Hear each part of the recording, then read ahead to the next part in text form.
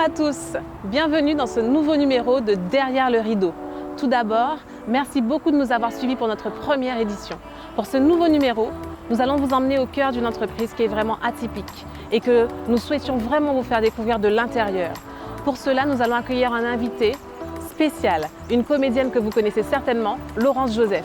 Avec elle, vous allez découvrir le métier d'éleveur à la ferme d'Alcia. Venez avec nous. Bonjour Laurence. Bonjour Sylvia. Comment vas-tu? Eh ben ça va, écoute, je suis très contente d'être là. Mais ça nous fait vraiment plaisir que tu aies accepté cette invitation. Aujourd'hui, tu vas découvrir un métier qui est vraiment particulier, éleveur de volailles. Ah ben ouais. Tu es prête? Je suis prête. La ferme d'Alcia, c'est vraiment une ferme qui est atypique et tu vas découvrir tout ça. Donc je t'invite à passer derrière le rideau et à aller rencontrer notre éleveur de volailles. C'est parti.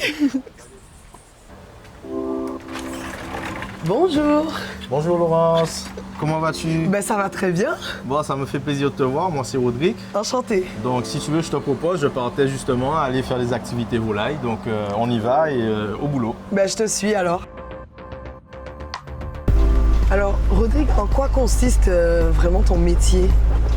Alors mon métier, donc aujourd'hui, j'ai créé une filière volaille en Guadeloupe, notamment sur la conception d'un poulet label qui s'appelle le poulet nègre. Le poulet nègre qui veut dire né élevé en Guadeloupe. D'accord. Pourquoi? C'est une idée qui m'est venue il y a 4 ans.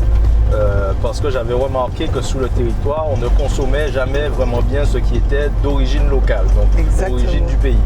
Et d'où j'ai eu cette idée de mettre en place un produit qui va avoir un label, un cahier des charges. Donc c'est un poulet qui est en fait élevé en bordure de mangrove et de forêt tropicale et où participent plusieurs éleveurs chez qui je vais, que j'accompagne, à qui je livre de l'aliment, des poussins. Je les aide à élever les poulets pour pouvoir les récupérer, les abattre et ensuite les vendre à la grande distribution. Bonjour Richard. Bonjour Vincent. Tu vas bien? Bonjour Richard. Je te présente Laurence. Elle est avec moi pour découvrir le métier d'un éleveur de poulets nègres. Tu peux prendre un sac. Si c'est pas trop lourd, ne te fais pas mal au dos quand même. Hein? Ah, un ifos, un ifos. Coucou les poules.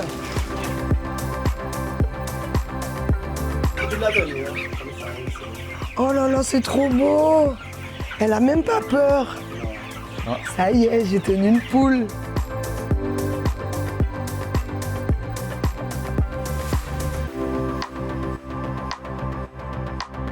Alors là, on va chez un autre éleveur lui apporter son aliment, puis on retourne sur l'exploitation. À bientôt, Ça fait Richard. plaisir, à bientôt. Ciao.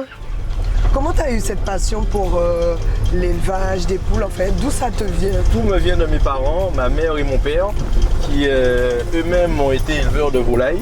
Donc ils étaient concentrés sur l'œuf, la production d'œufs. Et depuis que je suis tout petit, depuis que je suis né en fait, j'allais tous les week-ends, voire même des fois avant l'école, aller donner à manger aux poulets. Ma mère qui travaillait dedans avec mon père, c'est dans ce cercle qu'on a grandi. Et j'ai eu cette passion d'aller diriger vers mes études pour apprendre à faire ça. Je suis même parti 1 an en Australie. Ah, tu es parti en Australie, ni pour le mal. Ah oui, non, là j'ai vu de très gros élevages. Et pourquoi en Australie? Parce que c'est une île et c'est une île aussi qui a une région tropicale. Ah, d'accord. Donc apprendre en France ne me suffisait pas parce qu'on n'a pas l'hiver en Guadeloupe. Ce n'étaient pas les mêmes techniques d'élevage et j'ai appris des techniques en Australie.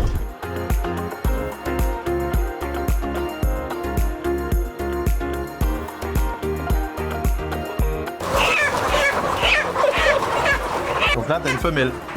Tu me sais qu'à parler comme ça? Eh ben, voilà. Ah ouais. On va distribuer l'aliment. Tu sais, je te vide la moitié comme ça. Oui, parce que...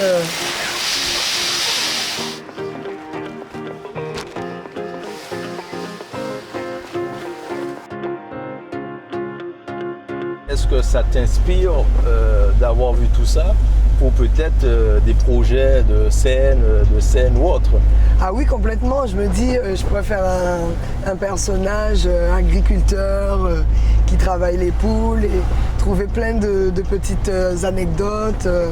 Ah ouais, complètement. C'est ce genre de métier permet la créativité, la création. Oui, oui, j'aime beaucoup. Et quels sont tes objectifs de carrière en fait? Puisque là, je te vois là maintenant, mais dans 10 ans ou 20 ans, tu te vois comment? Est-ce que tu as des objectifs? Oui, j'ai des gros objectifs de faire rayonner en fait à travers mon art, mon île.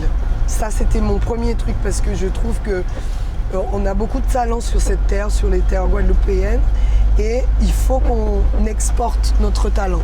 Comme toi tu le fais à créer quelque chose ici pour pouvoir faire en sorte que ça rayonne autre part, mais c'est ce que je fais moi et mon objectif c'est quand même de devenir une comédienne reconnue pour son travail et son talent hors Guadeloupe. Donc là, on arrive dans ta ferme. Voilà, là on arrive sur mon exploitation et cet après-midi, on va consacrer l'après-midi pour les poussins qui sont en train d'éclore et on va les mettre en place dans la poussinière. Alors, viens me voir, tu peux prendre avec moi, tu vas juste prendre un morceau. Tu prends ici, voilà, tu prends juste là et moi je prends devant et tu me suis. Ok, très bien. Ah. Cet après-midi, donc on va juste installer du matériel pour donner à boire aux poussins. D'accord. D'accord. Donc on va ramasser une ligne de pipette pour aller l'installer et après on va les voir sortir de la couveuse. Okay. Voilà.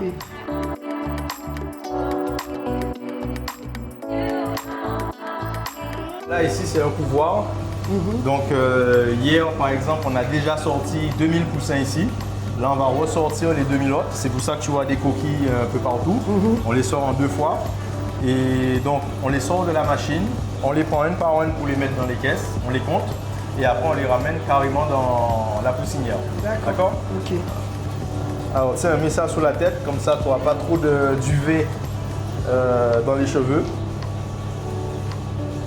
Le but en fait, c'est que toi tu vas te trouver ici, tu vas prendre les poussins un par un dans les paniers. C'est moi qui les prends? Bah oui, il faut que tu apprennes le métier quand même. D'accord. Attention, hein, ils sont pas gros et ils sont pas méchants. Tu les prends un par un et tu les comptes. Je les compte. Okay. Moi, je vais le faire pareil juste à côté de toi. Et le but, c'est qu'en 20 minutes, on a fini de compter. Normalement, on va en trouver 1000, au moins 1000. On n'a pas compté 1000 poussins là? Oui, non, 1000 poussins. Bonjour les enfants.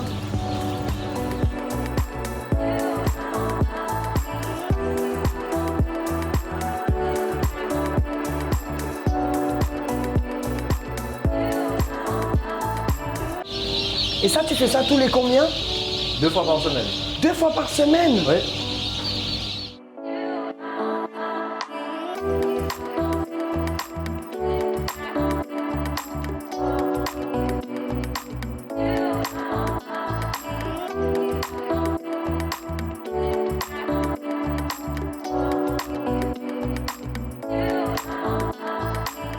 Combien de temps à peu près tu mets pour vendre, enfin pour le tuer? C'est comme les grands labels de France, on met 90 jours, 3 mois. Voilà.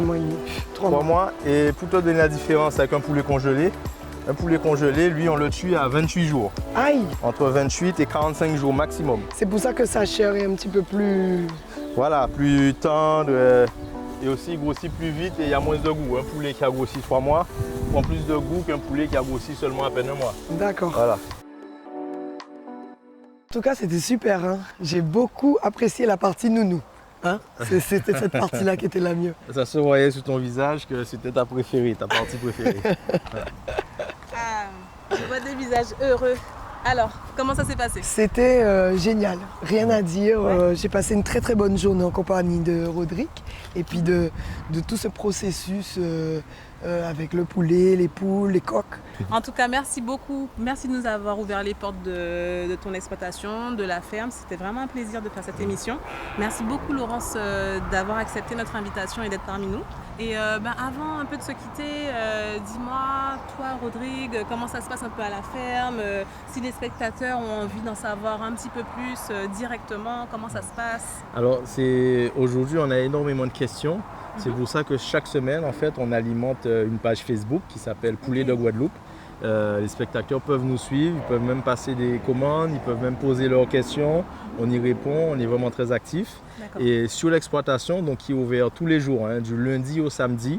On a des horaires variables qui peuvent être de 8h à 17h du vendredi commencer par le mardi ou lundi et samedi de 7h à 14h.